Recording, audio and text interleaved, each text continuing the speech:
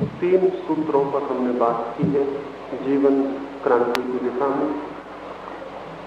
पहला सूत्र था सिद्धांतों से, शास्त्रों से मुक्ति, क्योंकि जो किसी भी तरह की मानसिक कारागृह में बंद है वो जीवन की सत्य की खोज की यात्रा नहीं कर सकता है। और वे लोग जिनके हाथों में जंजीरें हैं उतने बड़े गुलाम नहीं हैं जितने वे लोग जिनकी आत्मा पर विचारों की जंजीरें हैं, वादों, सिद्धांतों, संप्रदायों की जंजीरें। आदमी की असली गुलामी मानसिक।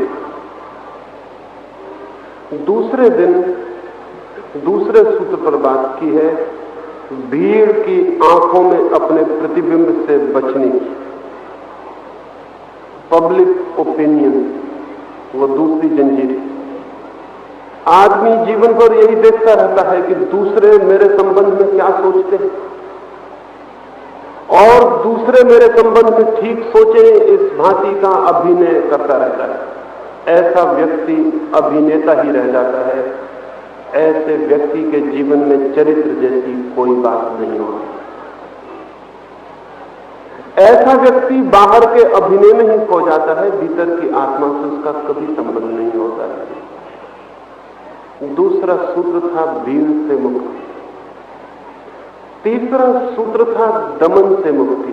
वे जो अपने चित्त को दबाने में ही जीवन नष्ट कर देते हैं, जिस बात को दबाते हैं उसी बात से बंधे रह जाते हैं। अगर उन्होंने धन से छूटने की कोशिश की, लोभ को दबाया, तो वे परम लोभी हो जाएंगे।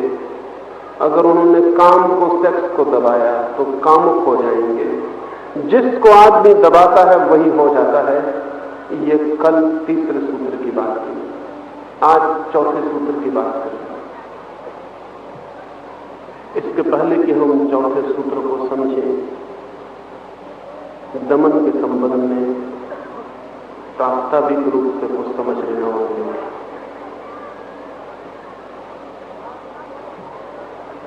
मनुष्य को पता ही नहीं चलता जन्म के बाद कब दमन शुरू हो गया है।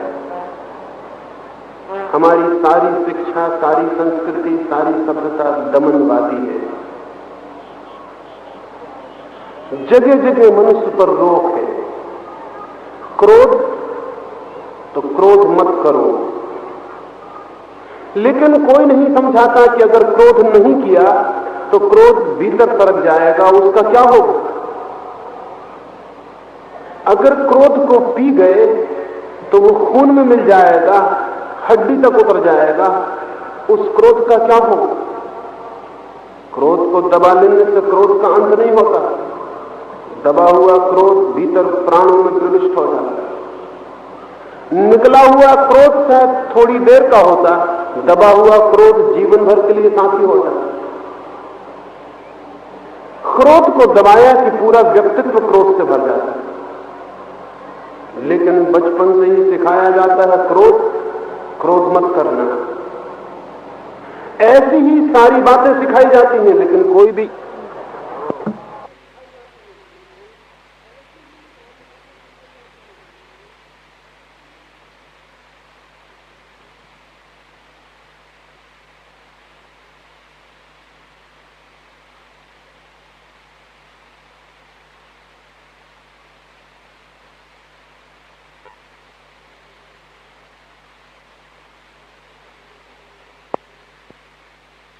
तक वे नाव को खेलते रहे। सुबह की ठंडी हवाएं आई तब होश आया थोड़ा। किसी ने पूछा कहां आ गए होंगे अब तक हम? आधी रात तक हमने यात्रा की है, न मालूम कितनी दूर निकल आए हों। उतर के कोई देख ले किस दिशा में चल पड़े, कहां पहुंच गए। जो उतरा था वो उतर के हंसने लगा और उसने कहा कि दोस्तों तुम भी उतर आओ, हम कहीं भी नहीं पहुंचे हैं, हम वहीं खड़े हैं जहां रात नाव खड़ी। वे बहुत हैरान हुए। रात भर उन्होंने पतवार चलाई थी और वहीं खड़े थे। उतर कर देखा तो पता चला नाव की जंजीरें किनारे से बंधी रह गई थी, उन्हें वे खोलना भूल गए।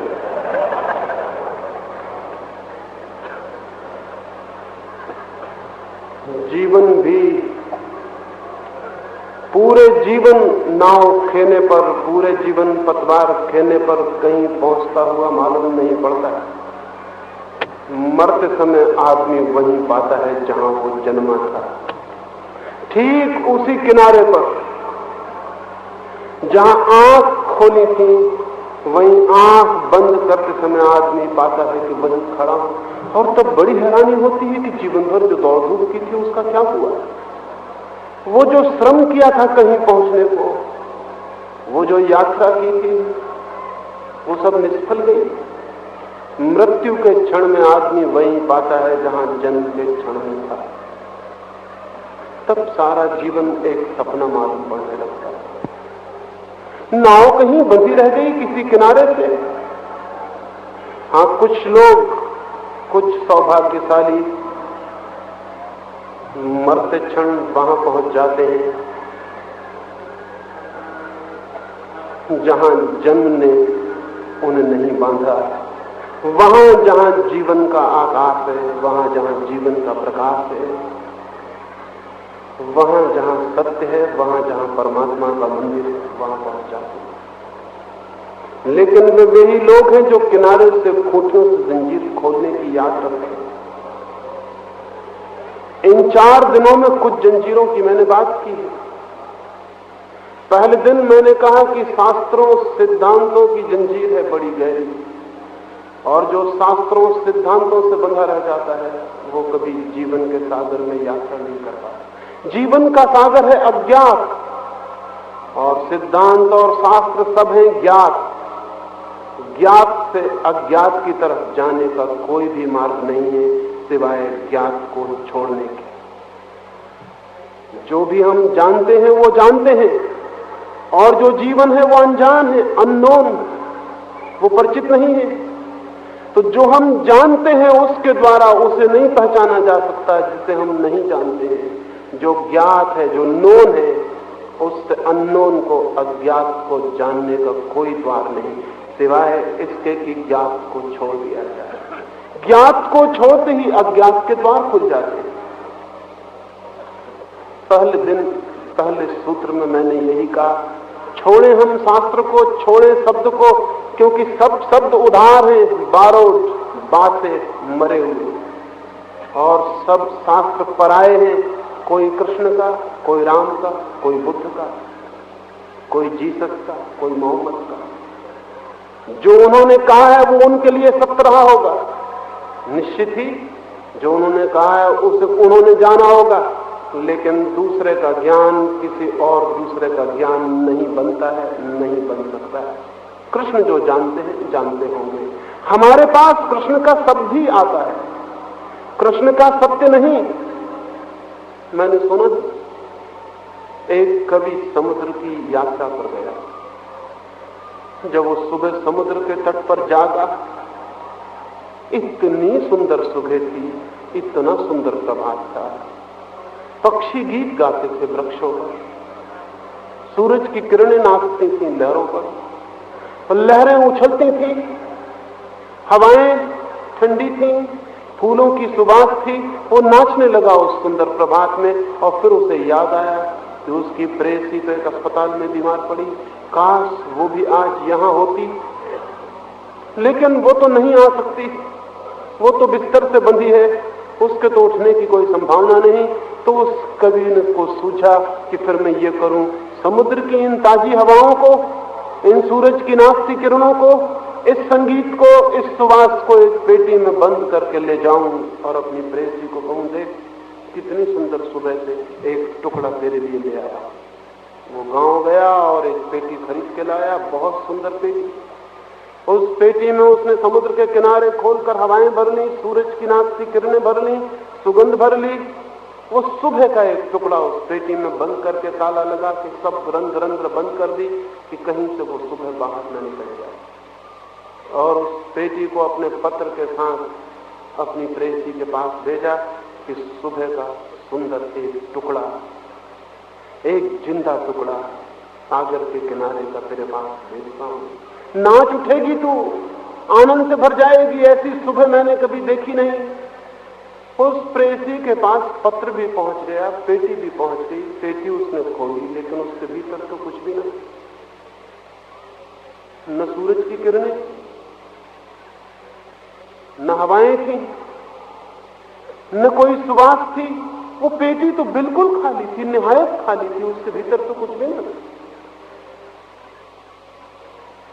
पेटी पहुंचाई जा सकती है, जिस सौंदर्य को सागर के किनारे जाना उसे नहीं पहुंचाया जा। जो लोग सत्य के जीवन के सागर के तट पर पहुंच जाते हैं, वे वहां क्या जानते हैं कहना मुश्किल है, क्योंकि हमारा सूरज जिस प्रकाश को वे जानते हैं उसके सामने अंधकार है। पता नहीं वे जिस सुवास को जानते हैं हमारे किसी फूल में वो सुवास नहीं, उसकी दूर की गंदगी नहीं। वे जिस आनंद को जानते हैं हमारे सुखों में उस आनंद की एक किरण भी नहीं। वे जिस जीवन को जानते हैं हमारे शरीर में उस जीवन का हमें पता भी नहीं। उनके मन को भी होता है, भेज दें उनके लिए जो रास्ते पर पीछे भटक रहे हैं, थोड़ा सा टुकड़ा शब्दों की पेटियों में भरकर वे भेजते हैं। गीता में, कुरान में, बाइबल में हमारे पास पेटियां आ जाती हैं, शब्द आ जाते हैं, लेकिन जो भेजा था वो पीछे छूट जाता है, वो हमारे पास नहीं आता।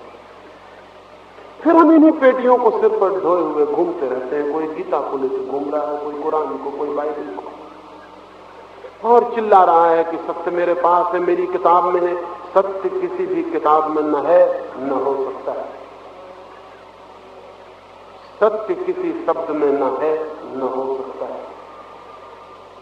सत्य तो वहां है जहां सब शब्द क्षीण हो जाते हैं और गिर जाते हैं, जहां चित्त मौन हो जाता है, निर्विचार, वहां है सत्य। न वहां कोई शास्त्र जाता है, न कोई सिद्धांत जाते हैं। इसलिए जो सिद्धांतों शास्त्रों की खूंटियों से बंधे हैं वे कभी जीवन के सागर के तट पर नहीं जाते। ये मैंने पहले सूत्र में कहा। दूसरे सूत्र में मैंने कहा जो लोग भीड़ से बंधे हैं और भीड़ की आंखों में देखते रहते हैं कि लोग क्या कहते हैं, वे लोग असत्य हो जाते हैं, क्योंकि भीड़ असत्य है। भीड़ से ज्यादा असत्य इस पृथ्वी पर और कुछ भी नहीं।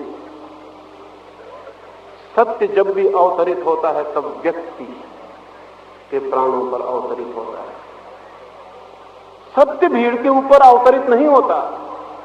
सत्य को पकड़ने के लिए व्यक्ति का प्राण ही वीणा बनता है, वहीं से झंकृत होता है।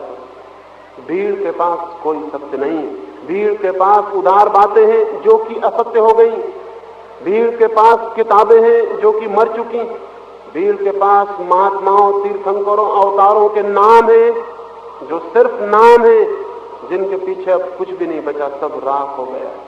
भीड़ के पास परंपराएं हैं, भीड़ के पास याददाश्तें हैं, भीड़ के पास हजारों लाखों साल की आदतें हैं, लेकिन भीड़ के पास वो चित्त नहीं जो मुक्त होकर सत्य को जान लेता है।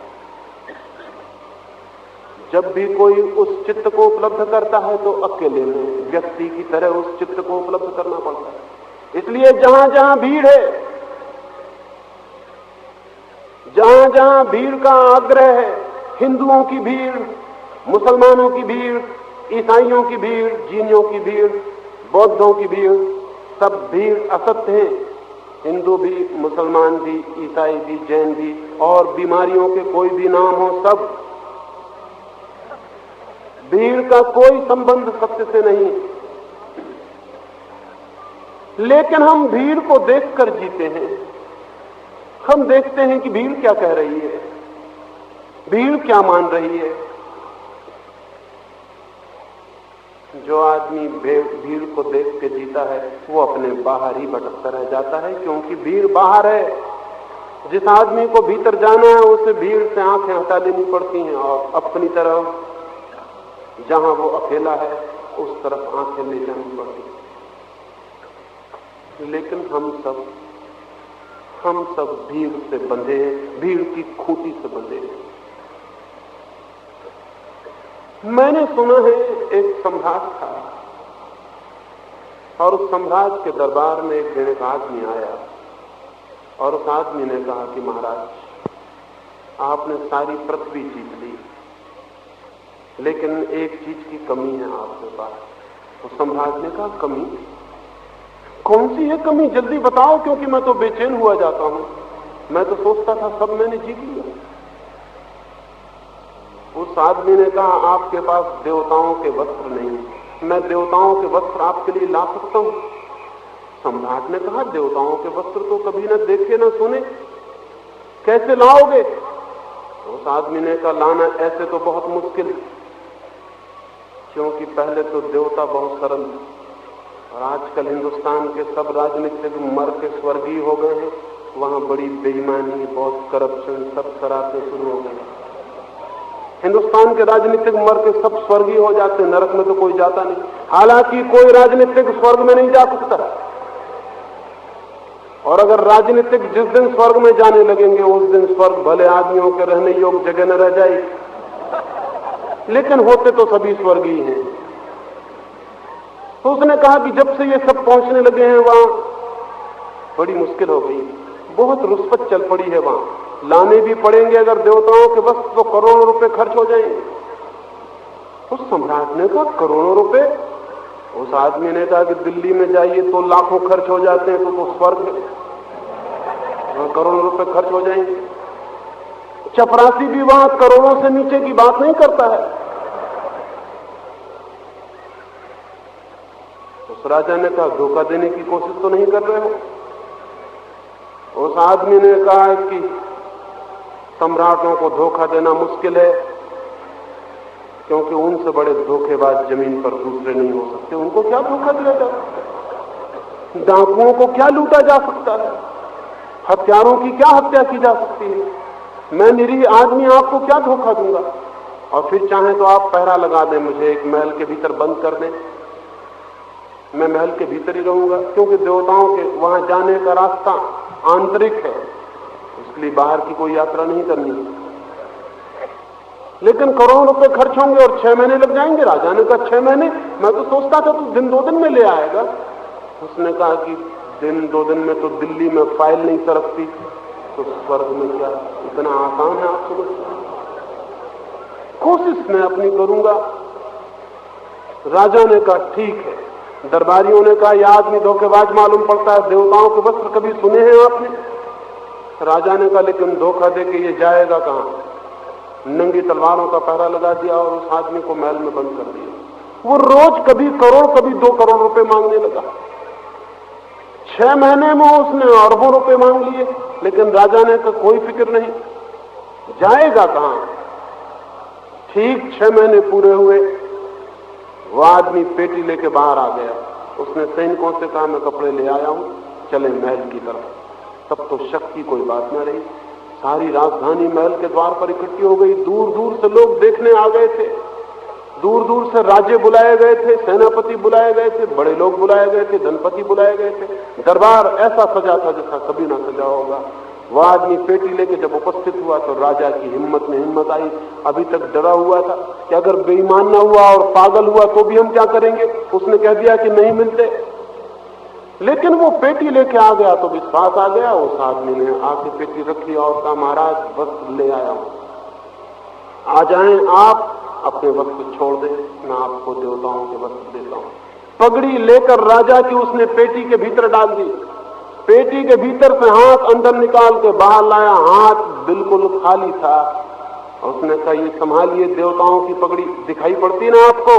क्योंकि देवताओं ने चलते वक्त कहा था, ये कपड़े उन्हीं को दिखाई पड़ेंगे जो अपने बाप से पैदा होते हैं। पगड़ी थी नहीं, दिखाई बिल्कुल नहीं पड़ती थी, लेकिन एकदम दिखाई पड़ने लगी। उस सम्राट ने कहा, क्यों नहीं दिखाई पड़ती? सम्राट लेकिन मन में सोचा कि मेरा बाप धोखा दे देगा, पगड़ी दिखाई तो नहीं पड़ती है। लेकिन वो भीतर की बात अब भीतर ही रखनी उचित थी।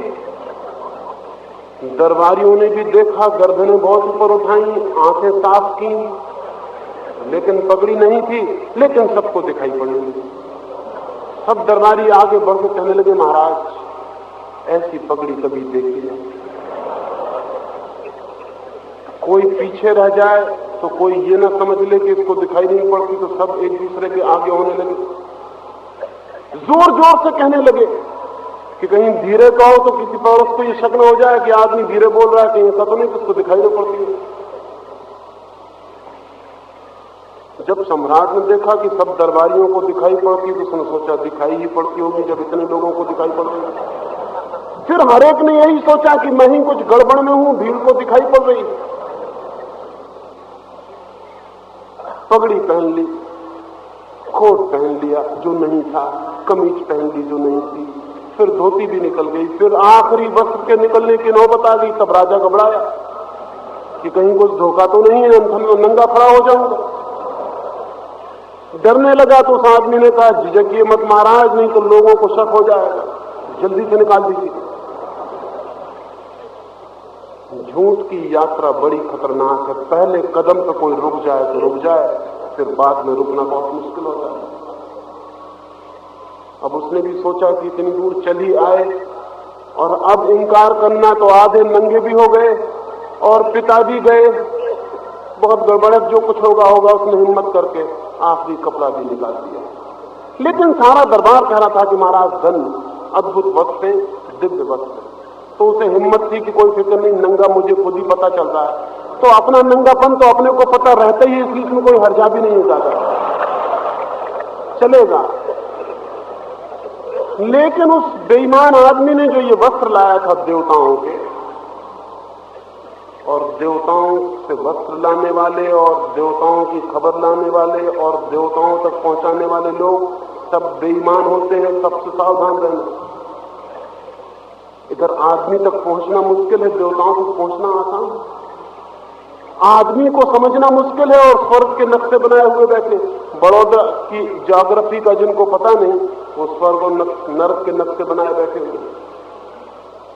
उस आदमी ने कहा कि महाराज, देवताओं ने चलते वक्त कहा था पहली दफे पृथ्वी पर जा रहे हैं ये वस्त्र, इनकी शोभा यात्रा नगर में निकलनी बहुत जरूरी है। रथ तैयार है, अब आप चल के रथ पे सवार हो जाइए।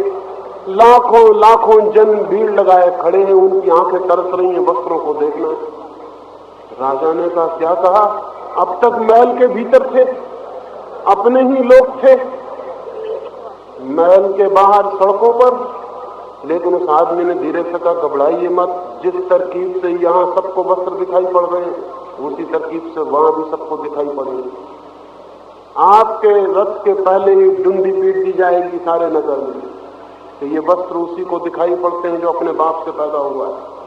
आप घबराइए मत, अब जो हो गया, आप चलिए। राजा समझ तो गया कि वो बिल्कुल नंगा है और किसी को वस्त्र दिखाई नहीं पड़ रहे हैं, लेकिन अब कोई भी अर्थ न था। जाके बैठ गया सिंहासन, जाके बैठ गया रथ पर। स्वर्ण सिंहासन रथ पर लगा, नंगा राजा स्वर्ण सिंहासन पर। स्वर्ण सिंहासनों पर नंगे लोग भी बैठे थे, जिनकी शोभा यात्राएं निकल रही हैं नंगे लोगों की भी हैं। लेकिन नगर के लाखों लोगों को बस एकदम वस्त्र दिखाई पड़ने लगे। वही लोग जो महल के भीतर थे, वही महल के बाहर भी हैं, वही आदमी, वही भीड़ वाला आदमी, सब वस्त्रों की प्रशंसा करने लगे। कौन झंझट में पड़े? जब सारी भीड़ को दिखाई पड़ता है तो व्यक्ति की हैसियत से अपने को कौन इनकार करे? कौन कहे कि मुझे दिखाई नहीं पड़ता? इतना बल जुटाने के लिए बड़ी आत्मा चाहिए, इतना बल जुटाने के लिए बड़ा धार्मिक व्यक्ति चाहिए, इतना बल जुटाने के लिए परमात्मा की आवाज चाहिए। कौन सी हिम्मत जुटाए इतनी बड़ी भीड़? फिर मन में यह भी शक होता है कि जब इतने लोग कहते हैं तो ठीक ही कहते होंगे, इतने लोग गलत क्यों कहेंगे? लेकिन कोई भी ये नहीं सोचता कि ये इतने लोग अलग अलग उतनी ही हैसियत के हैं जितनी हैसियत का मैं। ये इतने लोग इकट्ठे नहीं हैं, ये एक एक आदमी ही है आखिर में, मेरे ही जैसा। जैसा मैं कमजोर हूं वैसा ही ये कमजोर है। ये भी भीड़ से डर रहा है, मैं भी भीड़ से डर रहा हूं। जिससे हम डर रहे हैं वो कहीं है ही नहीं, एक एक आदमी का समूह खड़ा हुआ है और सब भीड़ से डर रहे हैं। लोग अपने बच्चों को घड़ी छोड़ आए थे, लाए नहीं थे भीड़ में, क्योंकि बच्चों का कोई विश्वास नहीं। कोई बच्चा कहने लगे कि राजा नंगा है, उनको बच्चों का क्या विश्वास है? बच्चों को बिगाड़ने में वक्त लग जाता है। स्कूल, कॉलेज, यूनिवर्सिटी सब इंतजाम करो, फिर भी बड़ी मुश्किल से बिगाड़ पाते हो। एकदम आसान नहीं है बिगाड़ देना। छोटे छोटे बच्चों को कोई नहीं लाया था, लेकिन कुछ बच्चे जोरदार थे और कुछ बच्चे ऐसे थे जिनकी माताओं की वजह से पिताओं को उनसे डरना पड़ता था, उनको लाना पड़ा था। वो कंधों पर सवार होकर आ गए। उन बच्चों ने देखते से कहा, अरे राजा नंगा है। उनके बाप ने कहा, चुप नादान, अभी तुझे अनुभव नहीं है इसलिए नंगा दिखाई पड़ता है। ये बातें बड़े गहरे अनुभव की हैं, अनुभवियों को दिखाई पड़ती हैं। जब उम्र तेरी बढ़ेगी तुझको भी दिखाई पड़ने लगेगा। ये उम्र से आता है ज्ञान। उम्र से दुनिया में कोई ज्ञान कभी नहीं आता। उम्र के भरोसे मत बैठे रहना। उम्र से बेईमानी आती है, चालाकी आती है, कनिंगनेस आती है। उम्र से ज्ञान कभी नहीं आता। लेकिन सब चालाक लोग ये कहते हैं कि उम्र से ज्ञान आता है। फिर बेटे कहने लगे कि आप कहते हैं कि आपको दिखाई पड़ रहे हैं बस? हाँ, हमें दिखाई पड़ रहे हैं। उनके पिताओं ने कहा, बिल्कुल दिखाई पड़ रहे हैं। हम अपने ही बाप से पैदा हुए हैं, ऐसा कैसे हो सकता है कि हमको दिखाई न पड़ रहे? और तुम अभी बच्चे हो, ना समझ हो, भोले हो, अभी तुम्हें समझ नहीं आ रहा। जिन बच्चों को सत्य दिखाई पड़ा था उन्हें भीड़ के भय का कोई पता नहीं था, इसलिए दिखाई पड़ा था। बड़े होंगे, भीड़ से भयभीत हो जाएंगे, फिर उनको भी वस्तु दिखाई पड़ने लगते। ये भीड़ डराए हुए है चारों तरफ से एक एक आदमी को। इसलिए जीसस ने कहा है, एक बाजार में वो खड़े थे, कुछ लोग उनसे पूछने लगे कि तुम्हारे स्वर्ग के राज्य में तुम्हारे परमात्मा के दर्शन को कौन उपलब्ध हो सकता? तो जीसस ने चारों तरफ नजर दौड़ाई और एक छोटे से बच्चे को उठा के ऊपर कर लिया और कहा कि जो इस बच्चे की करे। क्या मतलब रहा होगा? क्या साइज छोटी होगी तो ईश्वर के राज्य में चले जाइएगा?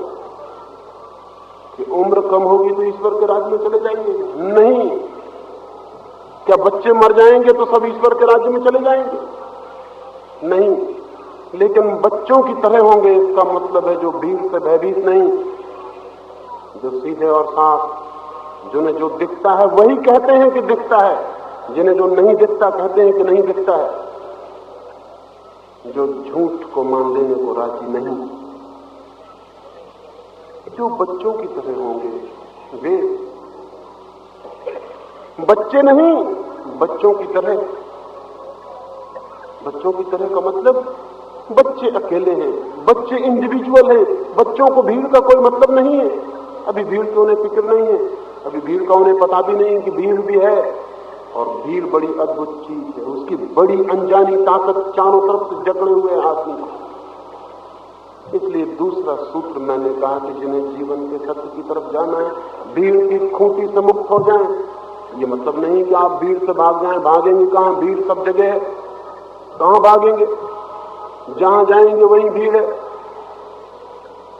और अभी तो थोड़ी बहुत पहाड़ियां बच गई हैं जहां भाग भी सकते हैं, लेकिन कुछ ही दिनों में पहाड़ियां भी नहीं बचेंगी। वैज्ञानिक कहते हैं कि 100 वर्षों में अगर भारत, चीन जैसे देश बच्चों को पैदा करने के अपने महान कार्य में संलग्न रहे तो दुनिया में कोहनी हिलाने की जगह नहीं रह जाने वाली। सभा मवा करने की जरूरत नहीं रहेगी, कहीं भी खड़े हो जाइए और सभा हो जाएगी। कहां भागिएगा भीड़ से? जंगलों में, पहाड़ों में कोई मतलब नहीं है। भीड़ वहां भी बहुत सूक्ष्म रूप में पीछा करती है। एक आदमी साधु हो जाता है, भाग जाता है जंगल में, जंगल में बैठा है, उससे पूछिए आप कौन हो? वो कहता मैं हिंदू हूं। भीड़ पीछा कर रही है। अब तुम हिंदू कैसे हो? तुम जब छोड़ के भाग आए तो तुम हिंदू कैसे रह गए? अभी तक आदमी नहीं हुए। आदमी होना बहुत मुश्किल, हिंदू होना बहुत आसान। एक आदमी साधु हो गया, वो कहता मैं जैन हूं। अब तुम समाज को छोड़ दिए तो तुम जैन कैसे हो? ये जैन वैन होना तो समाज ने सिखाया था। साधु भी हिंदू, जैन और मुसलमान है। तो फिर असाधुओं का क्या हिसाब रखना। तो ठीक गांधी जैसे अच्छे आदमी भी इस भ्रम से मुक्त नहीं होते कि मैं हिंदू हूं, चिल्लाए चले जाते हैं कि मैं हिंदू हूं। तो साधारण लोगों की क्या हैसियत। गांधी जैसा अच्छा आदमी भी हिम्मत नहीं जुटा पाता कि कहे कि मैं आदमी हूं बस, और कोई विशेषण नहीं लगाऊंगा। अगर अकेले गांधी ने भी हिम्मत जुटा ली होती और ये कहा होता कि मैं सिर्फ आदमी हूं, जिन्ना की जान निकल गई होती। लेकिन गांधी के हिंदू ने जिन्ना की जान न निकलने दी। हिंदुस्तान बटा गांधी के हिंदू होने की वजह से बटा। हिंदुस्तान कभी नहीं बटता। लेकिन ख्याल में नहीं आता हमें ये कि इतनी छोटी सी बातें कितने बड़े परिणाम ला सकती हैं। गांधी का हिंदू होना संदिग्ध करता रहा मन को मुसलमान के। गांधी का आश्रम, गांधी के हिंदू ढंग, गांधी की प्रार्थना पूजा पत्री, सब ये भ्रम पैदा करती रही हिंदू महात्मा है। और हिंदू महात्मा से सावधान होना जरूरी है मुसलमान को। एक भीड़ से दूसरी भीड़ सदा सावधान होती, क्योंकि एक भीड़ से दूसरी भीड़ को डर है, एक दुकान से दूसरी दुकान को डर है। जिन्ना का मुसलमान खत्म हो जाता, गांधी का हिंदू खत्म नहीं हो सका। और जिन्ना से हम आशा नहीं करते कि उसका खत्म हो, वो आदमी साधारण है। गांधी से हम आशा कर सकते हैं, लेकिन गांधी से खत्म नहीं हो सका तो जिन्ना से क्या खत्म हो सकता है। भीड़ पीछा करती है, भीड़ बहुत सटल, बहुत सूक्ष्म रास्ते से पीछा करती है। बर्टन रसल ने कहीं कहा है कि मैंने पढ़ लिख के बहुत कुछ सोचा और समझा और पाया कि बुद्ध से अद्भुत आदमी दूसरा नहीं हुआ है। लेकिन जब भी मैं ये सोचता हूं कि बुद्ध सबसे महान है, तभी मेरे भीतर कोई बेचैनी होने लगती है और कोई कहता है कि नहीं, क्राइस्ट से महान नहीं हो सकता। भीड़ बैठी, बचपन से सिखाया है, वो भीतर बैठी, वो कहती नहीं, सवाल नहीं है कि कौन महान है, किसी के महान का हिसाब लगाना भी ना समझिए। लेकिन बचपन से जो भीड़ सिखा देती है, जो कंडीशनिंग, जो चित्त को संस्कारित करती है, वो जीवन भर पीछा करते हैं, मरते दम तक पीछा करते। एक सज्जन, बहुत बड़े विचारशील आदमी हैं, उनका नाम नहीं लूंगा क्योंकि किसी का नाम लेना इस मुल्क में ऐसा खतरनाक है जिसका कोई हिसाब नहीं। किसी का नाम ही नहीं लिया जा सकता, अंधेरे में बात करनी पड़ती। एक बड़े विचारक हैं, वे मुझसे कहते थे कि मेरा सब छूट गया, जब तब पूजा पाठ सब छोड़ दिया, मैं सबसे मुक्त हो गया। मैंने कहा इतना आसान नहीं है मामला, ये मुक्त होना इतना आसान नहीं है, क्योंकि जब आप कहते हैं कि मैं मुक्त हो गया हूं, तब भी मैं आपकी आंख में झांकता हूं और मुझे लगता है कि आप मुक्त नहीं हुए। अगर मुक्त हो गए होते तो मुक्त हो गया हूं ये ख्याल भी छूट गया होता, मुक्त आप नहीं हुए। उन्होंने कहा कि नहीं, मैं मुक्त हो गया हूं। मैंने कहा जितने जोर से आप कहेंगे मुझे शक उतना ही बढ़ता चला जाए, वक्त आएगा कहूंगा। उन पर हार्ट अटैक हुआ, हार्ट अटैक हुआ तो मैं उनको देखने गया, आंख बंद थी, कुछ बेहोश से पड़े थे और राम राम राम राम राम राम का जाप चल रहा। मैंने उनको हिलाया, मैंने कहा क्या कर रहे हैं? उन्होंने कहा कि मैं बड़ी हैरानी में पड़ गया हूं। जिस क्षण से हार्ट अटैक हुआ और ऐसा लगा कि मर जाऊंगा, जिस पूजा पाठ को सदा के लिए छोड़ दिया था वो एकदम चलना शुरू हो गया।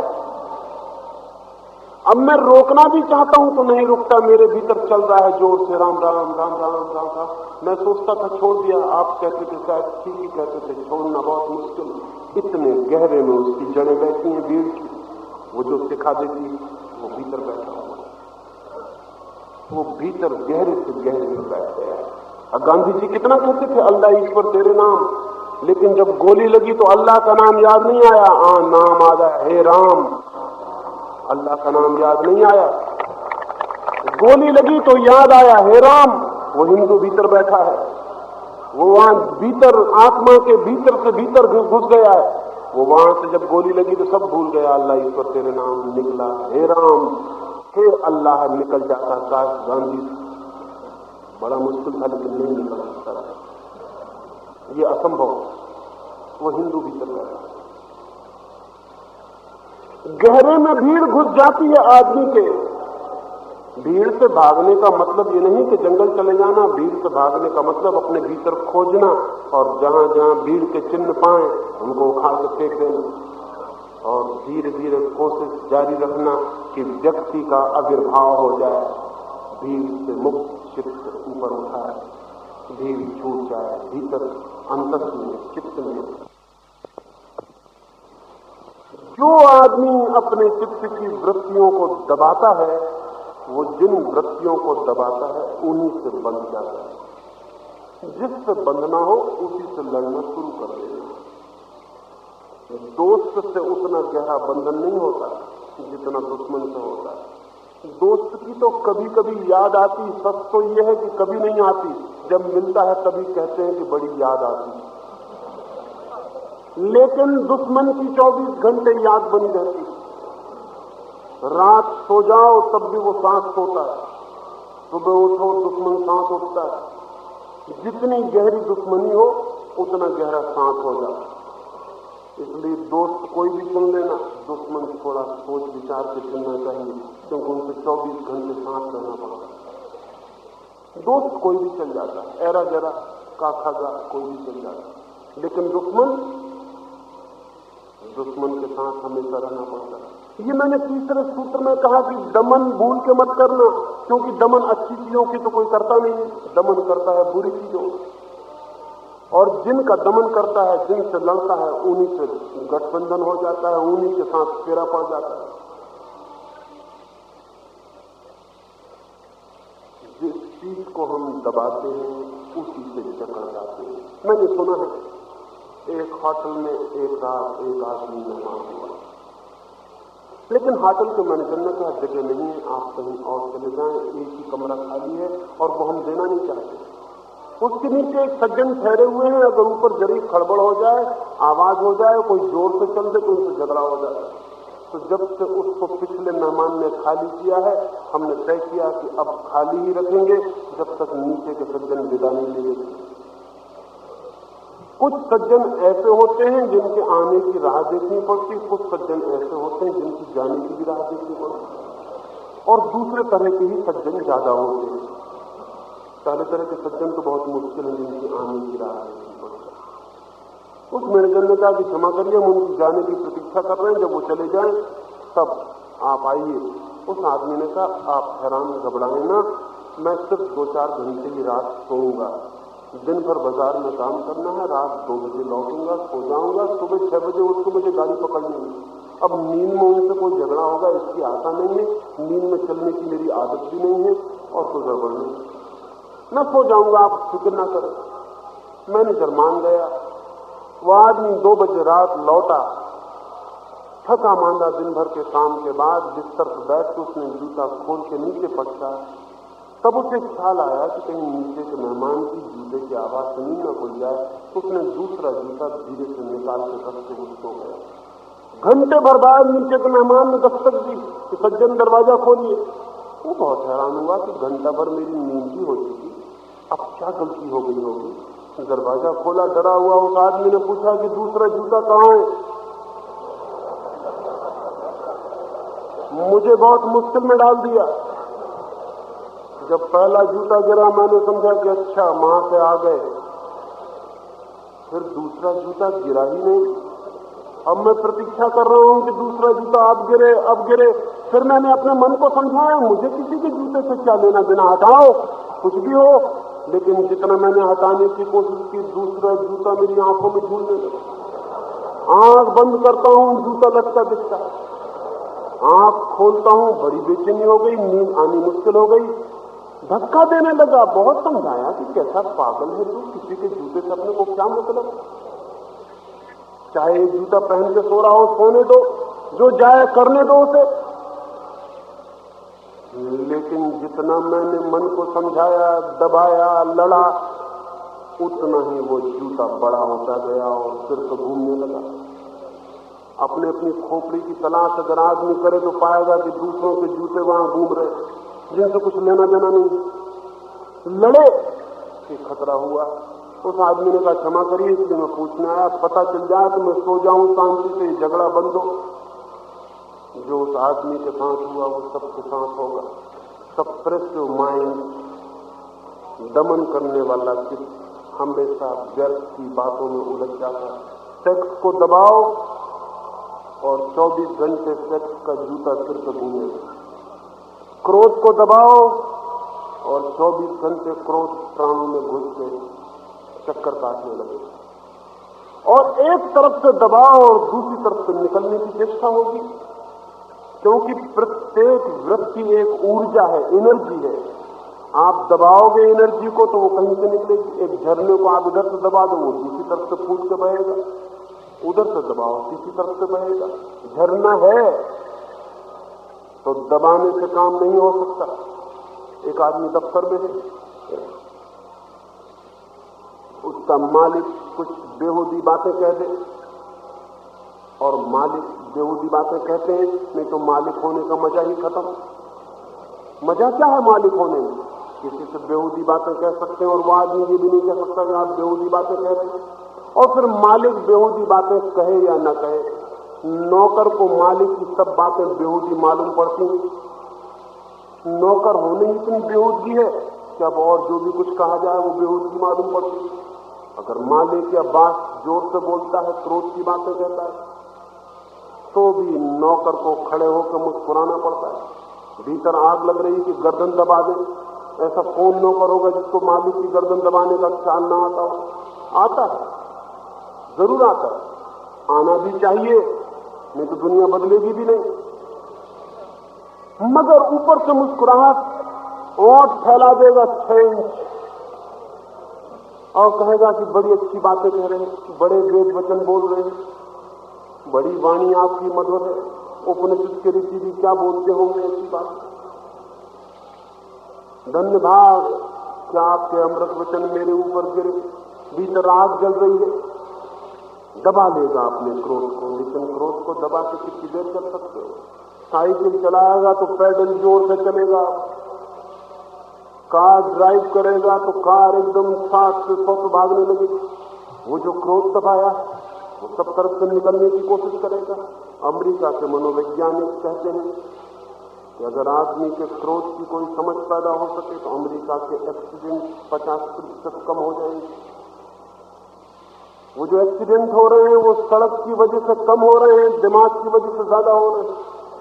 आपको पता है जब क्रोध में साइकिल चलाते हैं तो किस तरह चलती है साइकिल? एकदम हवा लग जाती है, फिर कोई नहीं दिखाता, ऐसा मालूम पड़ता रास्ता खाली है एकदम, और सामने कोई आ जाए तो और ऐसा मन होता है कि टकरा दे जोर से, क्योंकि वो भीतर जो टकराहट चल रही है।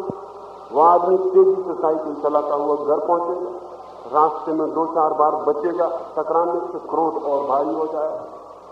अब जाके वो घर प्रतीक्षा करेगा कि कोई मौका मिल जाए और पत्नी की गर्दन दबा ले।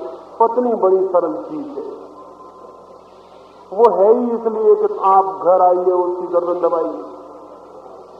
उसका मतलब क्या, उसका उपयोग क्या है? और उसका असली उपयोग ये है कि जिंदगी भर का जो कुछ आपके ऊपर गुजरे वो जाके पत्नी पर रिलीज करिए, उसको निकालिए। घर पहुंचते से सब गड़बड़ी दिखाई पड़ने लगेगी। पत्नी जिसको कल रात ही आपने कहा था कि तू बड़ी सुंदर, एकदम मालूम पड़ेगी कि ये सूख नखा कहां से आ गई। सब खत्म हो जाएगा। फिल्म की अभिनेत्रियां याद आएंगी कि सौंदर्य उसको कहते हैं ये औरत। रोटी जली हुई मालूम पड़ेगी, सब्जी में नमक नहीं मालूम पड़ेगा, सब गड़बड़ मालूम पड़ेगा, घर अस्त व्यस्त घूमता हुआ मालूम पड़ेगा। टूट पड़ेंगे उस पर। कल भी रोटी ऐसी ही थी क्योंकि कल भी पत्नी यही थी, कल भी पत्नी यही थी जो आज है, लेकिन आज सब बदला हुआ मालूम पड़ेगा। वो जो भीतर दबाया है वो निकलने के लिए मार्ग खोज रहा है। और ध्यान रहे, जैसे पानी ऊपर की तरफ नहीं चढ़ता ऐसे क्रोध भी ऊपर की तरफ नहीं चढ़ता। पानी भी नीचे की तरफ उतरता है, क्रोध भी नीचे की तरफ उतरता है।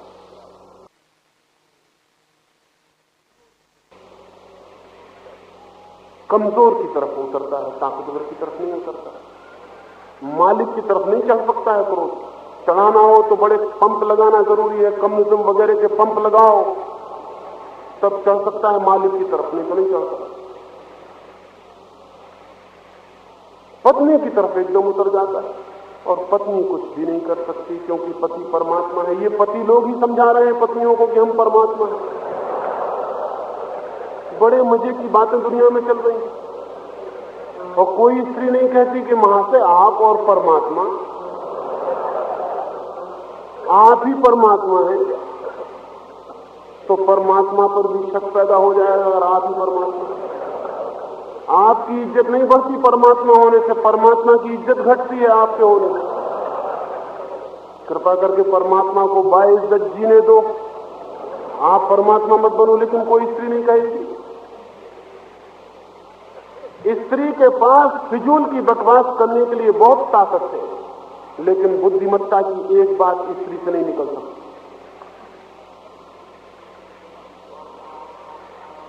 परमात्मा की तरफ तो क्रोध नहीं किया जा सकता, उसको भी राह देखनी पड़ेगी, आग लग जाएगी उसके भीतर भी। बच्चे का रास्ता देखना पड़ेगा कि आओ बेटा आज तुम्हारा सुधार किया जाए। उस बेचारे को पता नहीं, वो अपना नाश्ता हुआ, अपना बस्ता ले स्कूल से चला आ रहा, उसको पता ही नहीं कि वो कहां जा रहा। उधर मां तैयार है, प्रतीक्षा कर रही सुधार का। जितने लोग सुधार की प्रतीक्षा करते हैं, ध्यान रखना भीतर कोई क्रोध है जिसकी वजह से सुधार की आयोजना चलती है। जिनके अपने बेटे नहीं होते वो अनाथालय खोल लेते, जिनका अपना घर नहीं होता वो आश्रम बना लेते हैं लेकिन सुधार करते। जिनको कोई नहीं मिलता वो समाज की कोई भी तरकीब निकाल के सुधार करने में लग जाते हैं। भीतर क्रोध है, भीतर आग है, किसी को तोड़ने मरोड़ने बदलने की इच्छा है। वो बच्चा आते से फंस जाएगा। कल भी वो ऐसे ही आया था, नाश्ता हुआ, लेकिन आज नाचना उसका उपद्रव मालूम पड़ेगा। हमें वही दिखाई पड़ता है जो हमारे भीतर है। हमारा सब देखना प्रोजेक्शन। आज उसके कपड़े गंदे मालूम पड़ेंगे, वो रोज ऐसे ही आता है। बच्चे कपड़े गंदे नहीं करेंगे तो बूढ़े कपड़े गंदे करेंगे। बच्चे तो कपड़े गंदे करेंगे क्योंकि बच्चों को कपड़ों का पता ही नहीं है। कपड़ों का पता रखने के लिए भी आदमी को बहुत चालाक होने की जरूरत है। बच्चों को कहां हो, कपड़े फट गए हैं, किताब फट गई है, स्लेट फूट गई है और आज बच्चे का सुधार किया जाएगा, लेकिन मां को पता भी नहीं चलेगा कि वो बच्चे की शक्ल में पति को चांटे मार रही, चांटे पति को पड़ रहे। और बच्चे भली भांति जानते हैं कि उनकी पिटाई कब होती, जब मां बाप में शगफवार चलता है। तब मां बाप लड़ते हैं, बच्चे पिटते हैं। इसलिए जिनके बच्चे नहीं होते उनके घर में बड़ी मुश्किल हो जाती है, क्योंकि पिटने के लिए कोई कॉमन इनिमी नहीं। किसको पीटो, सिर्फ अगर ऐसा ना हो तो प्लेटें टूट जाती हैं, रेडियो गिर जाता है, फिर दूसरे उपाय खोजने पड़ते हैं। आपको मालूम होगा भली बात की प्लेट कब टूटती है, और पत्नियों को भी मालूम कि कब एकदम हाथ से प्लेट टूटने लगती। लेकिन बच्चा पिटेगा, बच्चा क्या कर सकता है, मां के लिए क्या कर सकता है, मां के प्रति क्रोध कैसे करे। अगर मां के प्रति क्रोध करना है तो जरा प्रतीक्षा करनी पड़ेगी, 15-20 साल, बहुत लंबी प्रतीक्षा है। जब एक औरत और आ जाए पीछे ताकत देने को, क्योंकि किसी भी औरत से लड़ना हो तो एक औरत का साथ जरूरी है, नहीं तो हार निश्चित। औरत से औरत ही लड़ सकती है, आदमी नहीं लड़ सकता। राह देखनी पड़ेगी, लेकिन वो बहुत लंबा वक्त है और वक्त देखना पड़ेगा कि जब मां बूढ़ी हो जाए, क्योंकि तब पांसा बदल जाएगा। अभी मां ताकतवर है, बच्चा कमजोर है, तब बच्चा ताकतवर होगा, मां कमजोर हो जाएगी। वो जो बूढ़े मां बाप को बच्चे सताते हैं वो डिलेड रिवेंज, वो लंबी प्रतीक्षा करता हुआ क्रोध। और जब तक मां बाप बच्चों को सताते रहेंगे तब तक बूढ़े मां बापों को सावधान रहना चाहिए, बच्चे उनको सताएंगे। क्योंकि वो बहुत लंबी बात है, उतनी देर तक प्रतीक्षा नहीं की जा सकती। क्रोध इतनी देर के लिए मानने को राजी नहीं हो सकता। फिर बच्चा क्या करे, जाएगा अपनी गुड़िया की टांग तोड़ देगा, किताब फाड़ देगा, कुछ करेगा, जो भी वो कर सकता है वो करेगा। दबाया हुआ क्रोध इतने रास्ते लेगा, इतनी तकलीफों में डालेगा, इतनी मुश्किलों में उलझा देगा। दबाया हुआ अहंकार नए नए रास्ते खोज लेगा। दबाया हुआ लोभ नए नए रास्ते खोजेगा। मैं एक सन्यासी के पास था, वो सन्यासी मुझसे बार बार कहने लगे, और सन्यासियों के पास, विचारों के पास और कुछ कहने को होता ही नहीं। धनपति के पास जाइए तो वो अपने धन का हिसाब बताता है कि इतने करोड़ थे, अब इतने करोड़ हो गए, मकान की मंजिला था 7 मंजिला हो गया। पंडितों के पास जाइए तो वो अपना बताते हैं कि अभी एमए थे, अब पीएचडी भी हो गए, अब डीलिट भी हो गए, अब ये हो गए, वो हो गए, 5 किताबें छपी थी, 15 छप गई, वो अपना बताएंगे। त्यागी सन्यासी क्या बताए, वो भी अपना हिसाब रखता है त्याग का। वो मुझसे रोज रोज कहने लगे मैंने लाखों रुपए से लात मार दी। वो सबसे ही कहते होंगे। चलते वक्त मैंने पूछा कि महाराज ये लात मारी कब? कहने लगे कोई 35 साल हो गए। मैंने कहा लात ठीक से लग नहीं पाई, नहीं तो 35 साल तक याद रखने की क्या जरूरत? 35 साल बहुत लंबा वक्त है, और बेचारी लात मार दी खत्म करो, अब इसको 35 साल याद रखने की क्या जरूरत? लेकिन वो अखबार की कटिंग रखे हुए थे अपनी फाइल में जिसमें छपी थी 35 साल पहले ये खबर। कागज पुराने पड़ गए थे, पीले पड़ गए थे, लेकिन मन को बड़ी राहत देते होंगे। दिखाते दिखाते गंदे हो गए थे, अक्षर समझ में नहीं आते थे, लेकिन उनको तृप्ति हो जाती होगी। 35 साल पहले उन्होंने लाखों रुपए पर लात मारी। मैंने उनसे कहा लात ठीक से लग जाती तो रुपए भूल जाते, लात ठीक से लगी नहीं, लात लौट के वापस आ गई। पहले अकड़ रही होगी कि मेरे पास लाखों रुपए हैं, अहंकार रहा होगा, सड़क पर चलते होंगे तो भोजन की कोई जरूरत न रही होगी, बिना भोजन के भी चल जाते होंगे, ताकत गर्मी रही होगी भीतर, लाखों रुपए मेरे पास है। फिर लाखों को छोड़ दिया, तब से अकड़ दूसरी आ गई होगी कि मैंने लाखों को लात मार दी, मैं कोई साधारण आदमी हूं। और पहली अकड़ से दूसरी अकड़ ज्यादा खतरनाक है, पहले अहंकार से दूसरा अहंकार ज्यादा सूक्ष्म, दबाया हुआ अहंकार वापस लौट आया। अब वो और बारीक होके आया है कि तुम पहचान न जाना। जो भी आदमी चित्त के साथ दमन करता है वो सूक्ष्म से सूक्ष्म उलझनों में उलझता चला जाता है। इसलिए मैंने तीसरा सूत्र कहा, दमन से सावधान रहना। दमन करने वाला आदमी रुग्ण हो जाता है, अस्वस्थ हो जाता है, बीमार हो जाता है, और दमन का अंतिम परिणाम विक्षिप्तता है, मैडनेस। ये 3 बातें मैंने इन 3 दिनों में कही। आज चौथी बात और अंतिम बात आपसे कहना चाहता हूं, और वो ये, फिर क्या करें? न शास्त्र को माने, न समाज को, न नीति शास्त्र को जो कहता है कि दबाओ, दमन करो, लड़ो। फिर क्या करें? एक ही बात, एक छोटा सा सूत्र, छोटा है, सूत्र है, लेकिन बड़ी विस्फोट की, बड़ी एक्सप्लोजन की शक्ति है उसमें, जैसे छोटे से अणु में इतनी ताकत है कि सारी पृथ्वी को नष्ट कर दे। ऐसी उस छोटे से सूत्र में शक्ति है।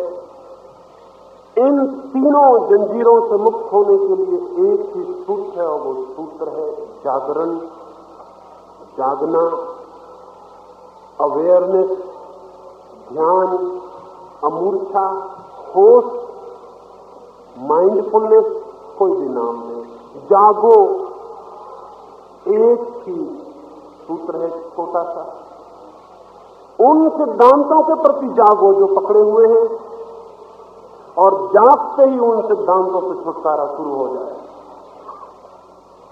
क्योंकि सिद्धांत आपको नहीं पकड़े हैं, आप उन्हें पकड़े हुए हैं। और जैसे आप जागे और आपको लगा कि अजीब बात है, गुलाम मैं बना हूं और गुलामी की जंजीर मेरी ही अपने हाथ में है, फिर छूटने में देर नहीं लगती। पहला जागरण चित्त के सिद्धांतों, वादों, संप्रदायों, धर्मों, गुरुओं, महात्माओं के प्रति, जिनको हम जोर से पकड़े हुए हैं। कुछ भी नहीं है हाथ में, कोरी राख है शब्दों की, लेकिन जोर से पकड़े हुए। कभी हाथ खोल के भी नहीं देखते हैं, डर लगता है कि कहीं देखा और कुछ न पाया तो बहुत मुश्किल हो जाएगी। उस उसे गौर से देखना जरूरी है कि मैं किस किस चीजों से जकड़ा हुआ हूं, मेरी जंजीरें कहां हैं, मेरी स्लेवरी, मेरी गुलामी कहां है, मेरी आध्यात्मिक दास्ता कहां छिपी है। उसके प्रति एक एक चीज के प्रति जागना जरूरी है। और जो आदमी अपने भीतर की गुलामी के प्रति जागेगा, जागने के अतिरिक्त गुलामी को तोड़ने के लिए और कुछ भी नहीं करना पड़ता। जागते ही गुलामी टूटनी शुरू हो जाती है, क्योंकि ये गुलामी कोई लोहे के झंझोरों की नहीं है। इनको तोड़ने के लिए हथौड़े और आग जलानी पड़ेगी। ये जंजीरें कुछ बाहर नहीं है, ये जंजीरें सोए हुए होने की जंजीरें हैं। हमने कभी होश से देखा ही नहीं कि हमारी भीतर की मनोदशा क्या है, इसलिए हम चलते रहे अंधेरे में। जाग जाएंगे तो पता चलेगा कि तो हमने अपने हाथ से पागलपन कर रखा है, कोई दूसरा इसमें सहभागी नहीं है, हम खुद ही जिम्मेवार हैं। हम तोड़ दे सकते हैं जैसे ही होश आ जाए। तो जागरण सिद्धांतों, शास्त्रों, संप्रदायों, ये हिंदू होने के प्रति, मुसलमान होने के प्रति, ये भारतीय होने के प्रति, चीनी होने के प्रति, ये सारी सीमाओं के प्रति बंधन, इसके प्रति होश, इसके प्रति जागरण, ये कंडीशनिंग जो भीतर है माइंड के, इसके प्रति देखना कि ये क्या है, ये मैं क्यों बंधा हूं इससे, कौन मुझे हिंदू बना गया, किसने मुझे सिद्धांत से अटका दिया, याद ही नहीं है। मन में घुस गई चीजें बाहर से आके और हमने उन्हें पकड़ लिया। उन्हें छोड़ देना, छोड़ते ही एक फ्रीडम, एक मुक्ति, एक किसी मोक्ष की अवस्था उपलब्ध होती है। भीड़ के प्रति जागना है कि मैं जो भी कर रहा हूं वो भीड़ को देख के तो नहीं कर रहा हूं। आप मंदिर चले जा रहे हैं, सुबह ही उठ के भागते हुए, राम राम जपते हुए, सुबह की सर्दी है, स्नान कर लिया, भागते चले जा रहे हैं, सोचते हैं कि मंदिर जा रहा हूं, जरा जाग के देखना कि कहीं सड़क के लोग देख लें कि मैं आदमी धार्मिक हूं, इसलिए तो मंदिर नहीं जा रहा। कौन मंदिर जाता है? भीड़ देख ले कि यह आदमी मंदिर जाता है, इसके लिए आदमी मंदिर जाता है। किसको प्रयोजन है दान देने से? अगर एक आदमी भीख मांगता है सड़क पर, तो आपको पता है बेकारी अकेले में किसी से भीख मांगने में झिझकता है, 4-6 आदमियों के सामने जल्दी हाथ फैला के खड़ा होगा, क्योंकि उसको पता है कि इन 5 आदमियों को देखते हुए ये आदमी इनकार नहीं कर सकेगा। क्योंकि ख्याल रखेगा 5 आदमी क्या सोचेंगे कि बड़ा कठोर है, 10 पैसे नहीं छूटे, तो भिखमंगा भीड़ में जल्दी से पीछा पकड़ लेता है। और 10 आदमियों को देख के आपको 10 पैसे देने पड़ते हैं। वो 10 पैसे आप भिखारी को नहीं दे रहे हैं, वो 10 पैसे आप इंश्योरेंस कर रहे हैं अपनी इज्जत का 10 आदमियों में। उन 10 पैसों का आप क्रेडिट बना रहे हैं, इज्जत बना रहे हैं बाजार में, लेकिन आपको ख्याल भी नहीं होगा। आप घर लौट के कहेंगे कि बड़ा दान किया, आज एक आदमी को 10 पैसे दिए, लेकिन थोड़ा भीतर जांच के देखना तो पता चलेगा जिसको दिए उसको दिए ही नहीं, उसको तो भीतर से गाली निकल रही थी कि दुष्ट कहां से आ गया। दिए उनको जो सांस खड़े थे। भीड़ सब तरफ से पकड़े हुए है। एक मंदिर बनाता था एक आदमी, एक गांव में मैंने देखा है, एक मंदिर बन रहा है, भगवान का मंदिर बन रहा है। कितने भगवान के मंदिर बनते चले जाते हैं। नया मंदिर बन रहा था उस गांव में, वैसे ही बहुत मंदिर थे, आदमियों को रहने की जगह नहीं है, भगवान के लिए मंदिर बनते चले जाते हैं। और भगवान का कोई पता नहीं है कि वो रहने को कब आएंगे कि नहीं आएंगे, आएंगे कि नहीं आएंगे, उनका कुछ पता नहीं। नया मंदिर बनने लगा तो मैंने उस मंदिर को बनाने वाले कारीगरों से पूछा कि बात क्या है, बहुत मंदिर हैं गांव में, भगवान का कहीं पता नहीं चलता, और एक किस लिए बना रहे हो? बूढ़ा था कारीगर, 80 साल उसकी उम्र रही होगी, बामुश्किल मूर्ति खोद रहा था। उसने कहा कि आपको शायद पता नहीं कि मंदिर भगवान के लिए नहीं बनाए जाते। मैंने कहा बड़े नास्तिक मालूम होते हो, मंदिर भगवान के लिए नहीं बनाए जाते तो किसके लिए बनाए जाते हैं? उस बूढ़े ने कहा पहले मैं भी ये सोचता था, लेकिन जिंदगी भर मंदिर बनाने के बाद इस नतीजे पर पहुंचा हूं कि भगवान के लिए जमीन पर एक भी मंदिर कभी नहीं बनाया गया। मैंने कहा मतलब क्या है तुम्हारा? उस बूढ़े ने मेरा हाथ पकड़ा और कहा कि भीतर आओ। और बहुत कारीगर काम करते थे, लाखों रुपए का काम था, क्योंकि कोई साधारण आदमी मंदिर नहीं बना रहा। सबसे पीछे जहां पत्थरों को खोदते कारीगर थे, उस बूढ़े ने ले जाकर मुझे खड़ा कर दिया एक पत्थर के सामने और कहा कि इसलिए मंदिर बन रहा है। उस पत्थर पर मंदिर को बनाने वाले का नाम स्वर्ण अक्षरों में खोदा जा रहा है। उस बूढ़े ने कहा सब मंदिर इस पत्थर के लिए बनते हैं, असली चीज ये पत्थर जिस पर नाम लिखा रहता है कि किसने बनवाया। मंदिर तो बहाना है इस पत्थर को लगाने का, ये पत्थर असली चीज है, इसकी वजह से मंदिर भी बनाना पड़ता है। मंदिर तो बहुत महंगा पड़ता है, लेकिन इस पत्थर को लगाना है तो क्या करें, मंदिर बनाना पड़ता है। मंदिर पत्थर लगाने के लिए बनते हैं जिन पर खुदा है कि किसने बनाया, लेकिन मंदिर बनाने वाले को शायद होश नहीं होगा कि ये मंदिर भीड़ के चरणों में बनाया जा रहा है, भगवान के चरणों में नहीं। इसलिए तो मंदिर हिंदू का होता है, मुसलमान का होता है, जैन का होता है, मंदिर भगवान का कहां होता है। भीड़ से सावधान होने का मतलब यह है कि भीतर जाग के देखना चित्त की वृत्तियों को कि कहीं भीड़ तो मेरा निर्माण नहीं करती है, 24 घंटे भीड़ तो मुझे मोल्ड नहीं करती है, कहीं भीड़ के सांचे में तो मुझे नहीं ढाला जा रहा है। क्योंकि ध्यान रहे भीड़ के सांचे में कभी किसी आत्मा का निर्माण नहीं होता। भीड़ के सांचे में मुर्दा आदमी डाले जाते हैं और पत्थर हो जाते हैं। जिनको आत्मा को पाना है जीवन, वो भीड़ के सांचे को तोड़ के ऊपर उठने की कोशिश करते हैं। लेकिन कुछ और करने की जरूरत नहीं, सिर्फ जागने की जरूरत है कि चित्त की वृत्तियों को मैं जाग के देखता रहूं कि भीड़ मुझे पकड़ तो नहीं रही है। और बड़े मजे की बात है, अगर कोई जाग के देखता रहे तो भीड़ की पकड़ बंद हो जाती है और इतना हल्कापन, इतनी वेटलेसनेस मालूम होती है, क्योंकि वजन भीड़ का है हमारे सिरों पर। हम दिखाई पड़ रहे हैं कि हम अकेले खड़े हैं, हमारे सिर पर कोई भी नहीं है। जरा गौर से देखना, किसी के सिर पर गांधी बैठे हैं, किसी के सिर पर मोहम्मद बैठे हैं, किसी के सिर पर महावीर बैठे हैं, और अकेले नहीं बैठे हैं, अपने चेला चांटियों के साथ बैठे हुए हैं। और 1-2 दिन से नहीं बैठे हुए हैं, हजारों लाखों साल से बैठे हुए हैं। सिर भारी हो गया है, कतार लग गई है एवरेस्ट की, आकाश को छू रही है, इतने लोग ऊपर बैठे हुए हैं। इन सबको उतार देने की जरूरत है। अगर अपने को पाना है तो अपने सिर से सबको उतार देने की जरूरत है। कोई हक नहीं है किसी को कि किसी की आत्मा पर पत्थर होकर बैठ जाए। लेकिन वो बेचारे नहीं बैठे हैं, आप बिठाए हुए, उनका कोई कसूर नहीं है। वो तो घबरा गए होंगे कि यह आदमी कब तक धोता रहेगा, हमारे प्राण निकले जा रहे हैं, कितने दिन से बिठाए हुए, हमको छोड़ता ही नहीं।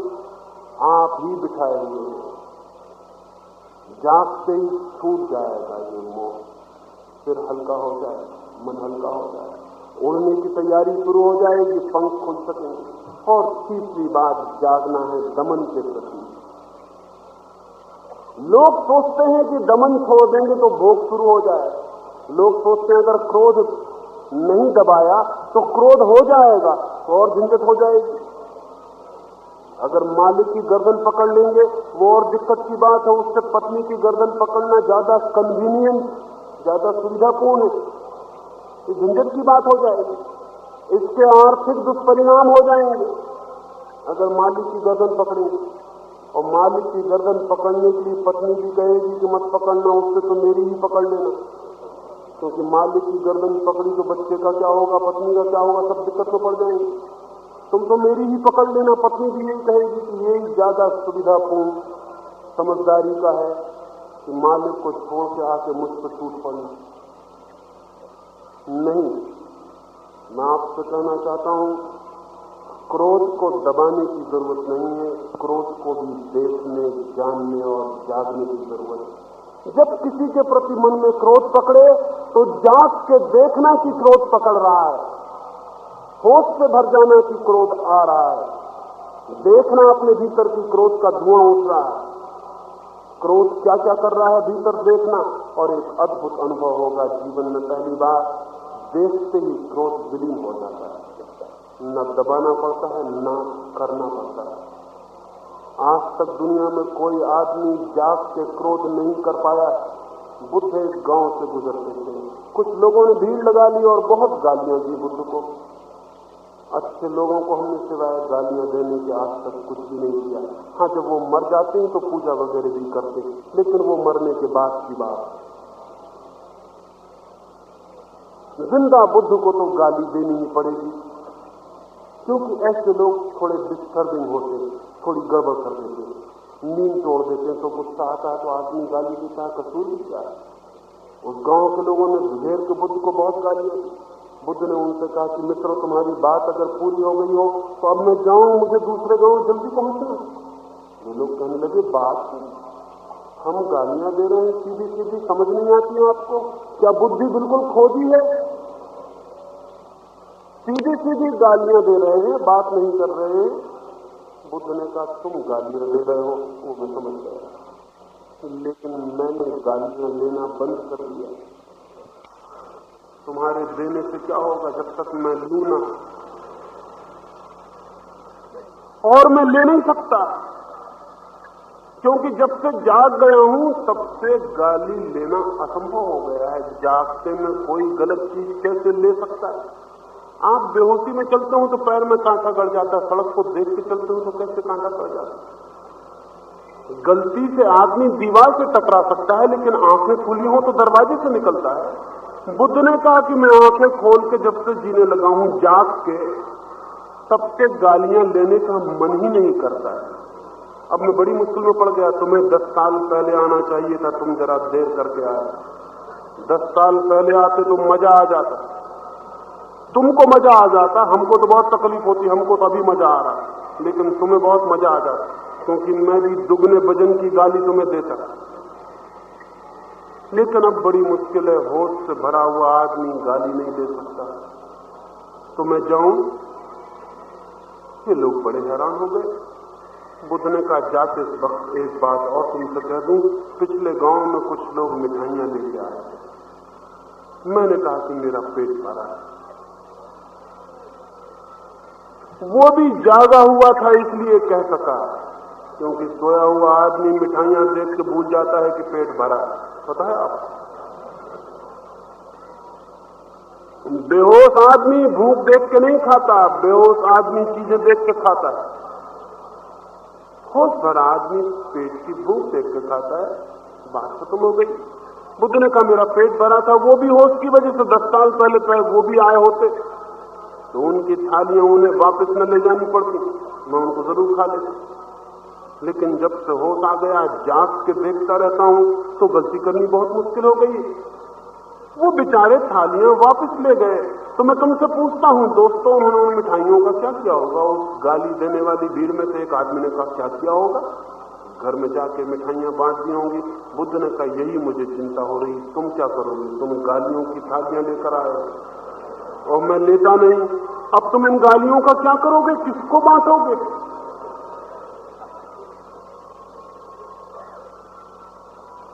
बुद्ध कहने लगे, मुझे बड़ी दया आती है तुम पर, अब तुम करोगे क्या? इन गालियों का क्या करोगे? मैं लेता नहीं, मैं ले सकता नहीं, चाहूं भी तो नहीं ले सकता, मुश्किल में पड़ गया हूं, जाग जो गया हूं। कोई आदमी जाग के क्रोध नहीं कर सकता।